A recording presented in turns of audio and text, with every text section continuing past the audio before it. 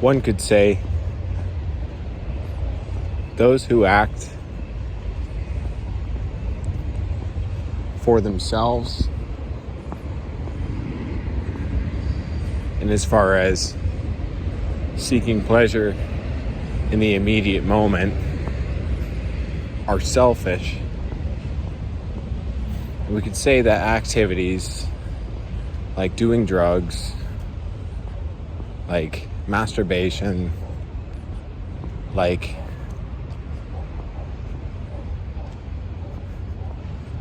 indulging emotions even, it's not to say not feeling emotions, but indulging emotions are all things which affect the way that the self feels or perceives feeling. And that there is more virtue in acting for others, acting in the interests of others. And there's something natural that comes over us if we do that, something positive that washes over the individual, that helps another individual, because you know that what you've done has made someone else's life easier. So to be selfless is also to be selfish for those with a more pointed intellect, for those who understand that to act in the interest of others benefits the self in a far greater capacity, but with less immediacy than the standard pleasure-seeking behaviors. We could say, rather than acting for someone else, that we are made with the purpose of fulfilling actions for things which are beyond the immediate needs of ourselves.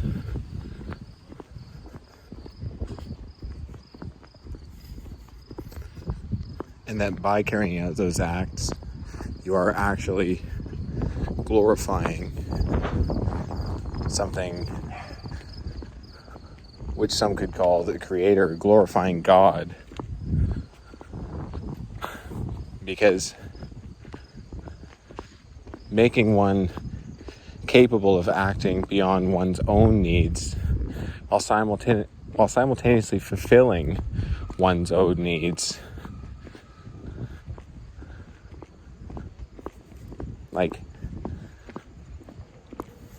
that behavior is so hardwired into us.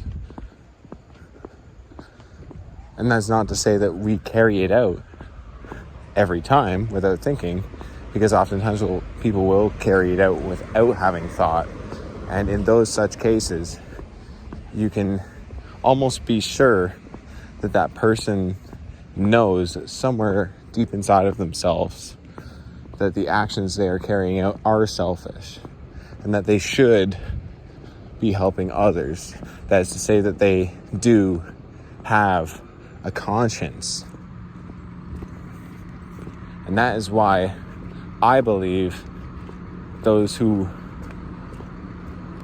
claim not to have a conscience, or to have a conscience which is like incorrectly calibrated to that which is objectively good, can be thought of as psychopaths. And I think if you ever have thought yourself a psychopath, it's because you have partook of or considered partaking of in a behavior which most would consider as evil or bad or psychopathic. And you think yourself this thing because you cannot imagine that this is how people actually feel based on what we think the status quo actually is, And you could think to yourself, oh, there is no status quo. But most likely there is. And you have an impression of how you violate the status quo with your existence, whether you carry out those actions or whether you just think, oh, like, what if somebody just did this right now, but you don't carry it out? The people who don't carry it out are definitely affected by the status quo. The people that don't even think about it look the exact same as the people that think about it, because everybody is taking part in the status quo. And the person who acts outside of the status quo based on the instinct inside of them, that person is considered different. And so if you think different, are you a psychopath? You know? And for every single time that you could consider yourself taking part in an act which is immoral or wrong, you have to ask yourself, am I crazy? Like, do I know that this is wrong? Because if you still think it's wrong and you do it anyways and you're like, haha, that felt good, then at least you know that it's wrong. But there are lots of people out there that are like, yeah, I'm a dirtbag and I fucking know it. And I just shit and fuck and, you know, drink and smoke and I can do drugs. And I literally, you know, not to say like people that do drugs are necessarily bad, but, you know, it's like people that lie, people that step on others, people that like fucking are actually bad people. Not just because they're selfish, but because they actually make the lives of others even worse. Which in a lot of ways, like, that is what drugs can do, like hard drugs. It's like, okay, well, like, there are people that love you and you're fucking yourself here like really hard by doing hard drugs all the time, and nobody can bear the weight of seeing that because it's a self-destructive act. And you must think like, oh, just like fuck me, or like I don't care, or like be crazy, you know. And if you know that you're self-destructing and you know that objectively it's wrong, but you're doing it anyways, you're better in a way, at least morally, than a person who won't admit that what they're doing is wrong and they see justification. The thing is like, if the person can justify their way of life to you intellectually, you have to accept it. And you have to acknowledge the fact that you may be wrong.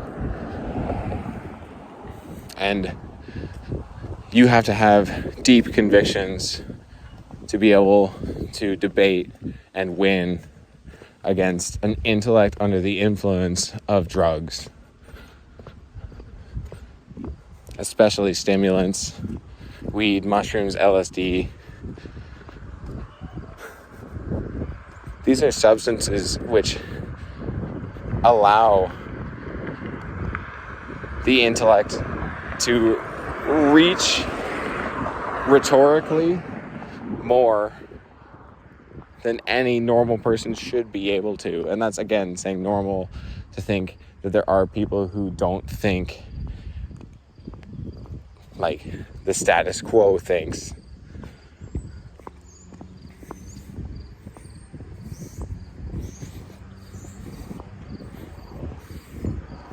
There are people that can justify drug use to you, and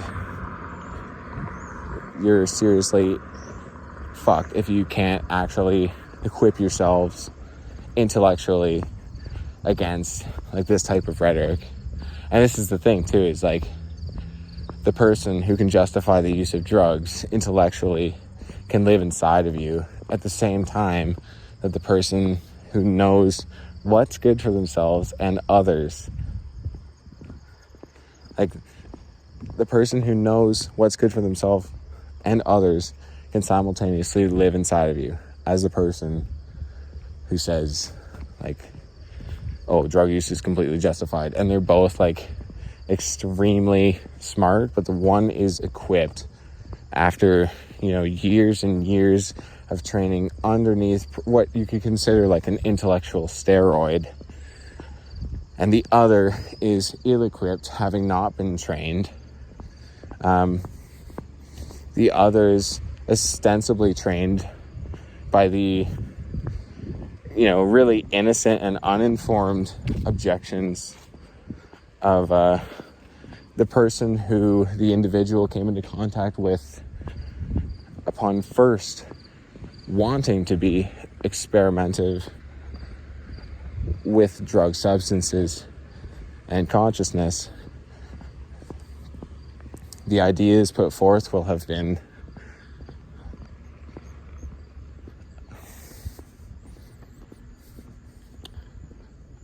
argued against successfully in the past already, and to equip the desired part of one's mind, that is to say, aligned with the greater purpose, with the knowledge of how to combat an extremely well-trained, drug-endowed intellect, a fractional personality, a departure from the status quo.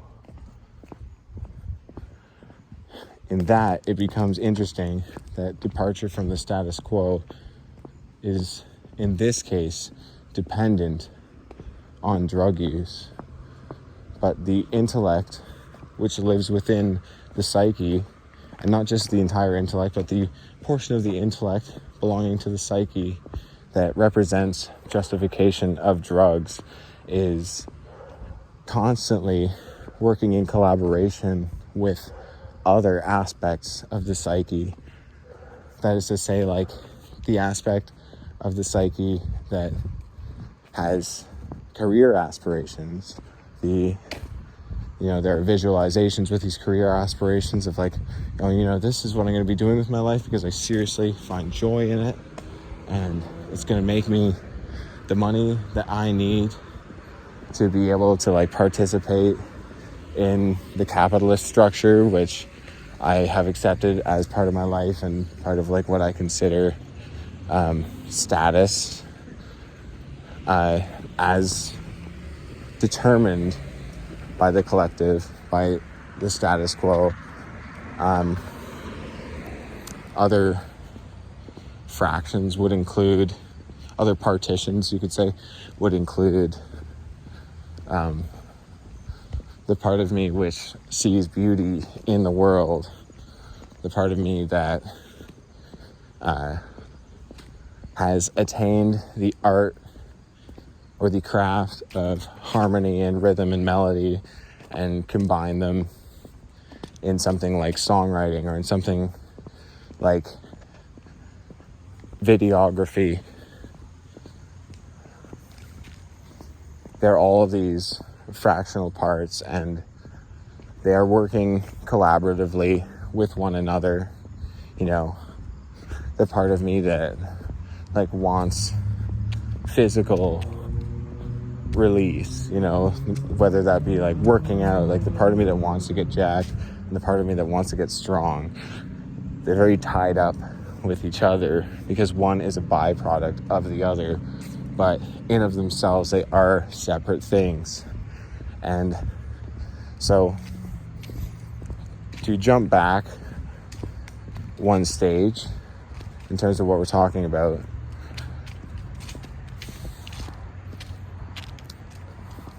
the different aspects of the psyche are active at the same time, working collaboratively, but not 100% inclusively with each other.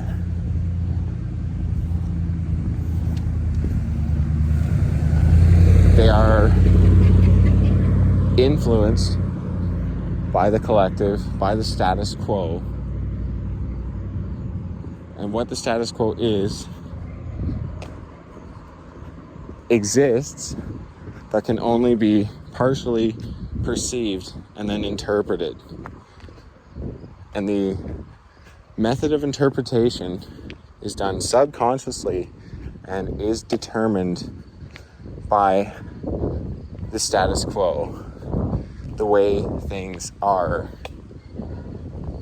and the way things have been And so, as things continue to be, one is able to influence their perceived notion of the status quo. And as one makes active choices in their influencing of life, one is able to influence their perceived subconscious perception of who they are.